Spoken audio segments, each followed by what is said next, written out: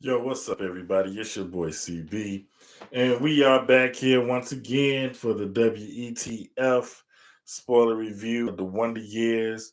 We are up to episode 7, and in this episode, as usual, Dean is trying to do some living as a 12-year-old, and what he wants to do this time is go to the mall, and he figures that a good way to accomplish this goal, since his parents are being a little difficult about it, is to go and to since his sister's starting to drive, he can ask his sister to drop him and his friends off at the mall, so he can hang out without the supervision of his parents, who may have him follow them through the mall or and go to all the stores that they go to. So instead of doing that, he wants to go and hang out by himself. Now, as his sister is taking one of her driver's lessons, they come across a old man who's driving a little crazy on the road. And as they pass him, Dean's father, Bill, realizes that it's his dad. And Dean kind of gets a kick out of that because he knows that his grandfather is the only person that his father has to actually answer to. And later on, we find out that Granddad has been having some troubles driving lately, period. And they decide that they're going to tell him that he needs to stop driving, and that, Kim and Mr. and Miss Williams, they'll be able to, take him where he needs to go. Of course, he's not happy about hearing this. And so, there's a little bit of resistance there. And that's one of those things that it doesn't happen so much anymore because people are able to deal with it a little bit longer than they used to. But definitely back in the day, there was an age limit, or it was a family imposed age limit on driving, because people get older, they're not able to handle the car the way that they used to, so they had to take those keys. Now, like I said, Dean's grandfather wasn't really feeling it at first, but he went along with it because they told him that they'll take him wherever he needs to go. And like I said, also Dean and his friends figured out that Kim will be able to drop them off at the mall, so him and Corey ride along with Kim and Grandpa while she's taking them to run his errands. And of course, that doesn't work out the greatest because Grandpa wants to go to a different hardware store on another side of town. And, it's kind of messing with their plans, but they end up at the mall anyway. Then they get a chance to hang out. Grandpa's with them. And when they get to the mall and hang out with their friends, they think it's going to be all good. He runs into his little girlfriend from church. And, he's telling her, yeah, I'm all at the mall by myself. And she's impressed at first until she sees Kim and his grandfather come around the corner. And she's like, oh, man, I thought you was on something, but you're not. And she dips off, to go find her mother.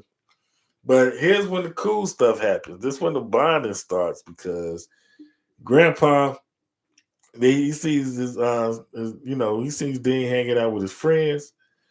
And he's like, well, what are you guys doing? Like, you're just hanging out. This is kind of lame. And they tell him that they would like to go to the movies, but they can't really afford to. And then, he goes into a history lessons about the movies and how they used to have to sit in the balcony and all that stuff. But the kids are like, we don't have to do that anymore. We could just, go in there and sit if we had some money. And but it's a rated R movie. And my dad doesn't let me go to rated R movies. And that's all he needed to hear. Once he told him that, he was like, man, I got enough money for everybody to get in. And we can go see this R movie regardless of what your dad says. So let's do it. And they go and watch the movie, and they are scared out of their mind. But the good thing is that Dean and his grandfather had that bonding experience, going, sneaking to see that movie and the whole thing. And then Kim comes back around after she's done shopping. She's talking about she ran into somebody she knew and they going to a party. So she can't even take grandpa to the barbershop like he wanted to go to, which is probably the most important place that he wanted to go. And so when they get back to the house, he's trying to get Bill to take him, but Bill's busy. And so he decides to go ahead and drive himself. And when he goes down to the barbershop, he takes Dean with him. And Dean is this is his first real barbershop experience, just going down and hanging out, talking with the fellas down at the shop. And his coach is there. He talking back and forth with grandpa and some of the barbers and everything. And it's a cool experience. That's one of the most important social experiences I think you can have as a black male in this country is going to the barbershop, being around other black men, discussing issues, in a casual manner. It's not always super serious issues. Sometimes those things come up, but a lot of times it's just, the everyday casual things that come up. Before there was Twitter, it was the barbershop. And that's really what Black Twitter is all about. It's just those barbershop conversations. And I don't want to leave out the beauty salon conversations because they had in the same manner.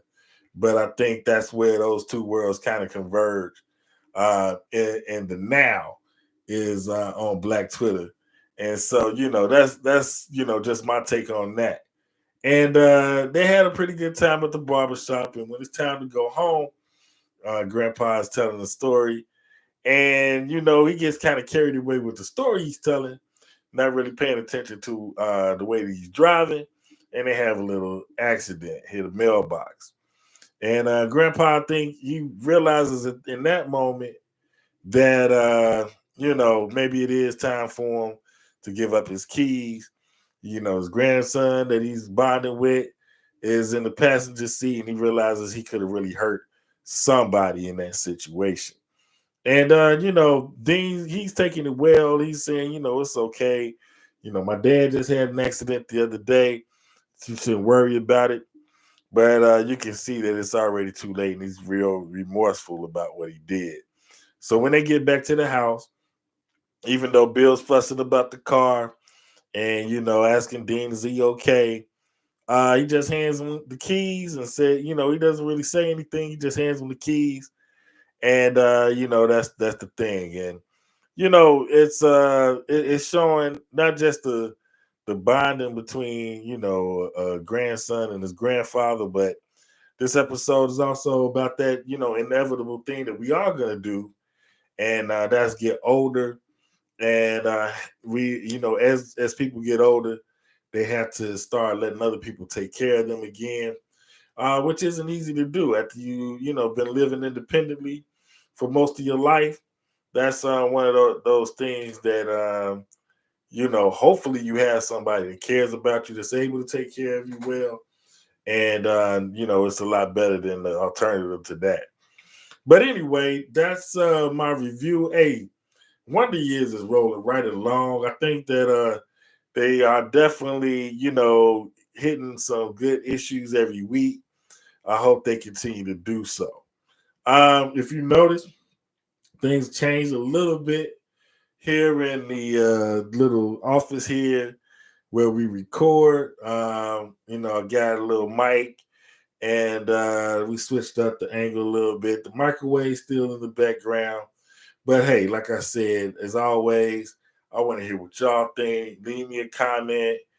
Tell me, how you feel about everything that I'm talking about. Is it good? Is it bad? Do I need to shut the fuck up? Tell me whatever. It's all good. I'm here for it. You can get with me on Twitter and Instagram at the Rude Educator. Hey, I'm CB.